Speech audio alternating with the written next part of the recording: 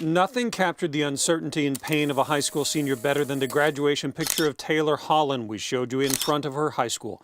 Cap and gown, protective mask, and all that hand sanitizer and toilet paper. But that is now. What about next year? Level of relaxation. We're going to try to do as much as business as usual. The superintendents of the largest school districts in North Texas tackled that question as best they could. So, a school has always and will always be the safest place for our students to be. We want to continue that, even more so now when our students and families are in the greatest need. The Texas Education Agency advising schools that short-term disruptions are likely because of COVID-19, even as the next school year begins.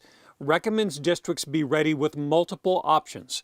So in Dallas ISD, Superintendent Michael Hinojosa says lunches in the classroom are a possibility, maybe staggering start times for different schools in different grades, perhaps elementary students attending in person, while middle and high schools stay with virtual classrooms. Well, we're planning on starting in mid-August. We don't know which plan we're going to execute. Plan A is business as usual, and we doubt that's going to happen. Plan B is the current state. We know that's probably not going to happen because things are improving.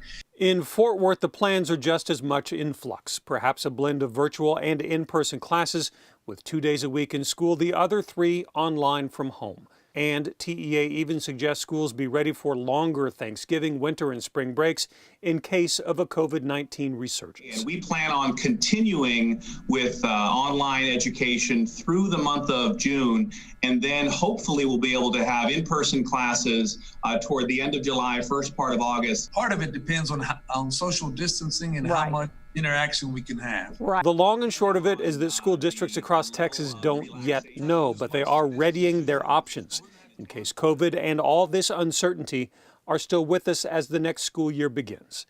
In Dallas, I'm Kevin.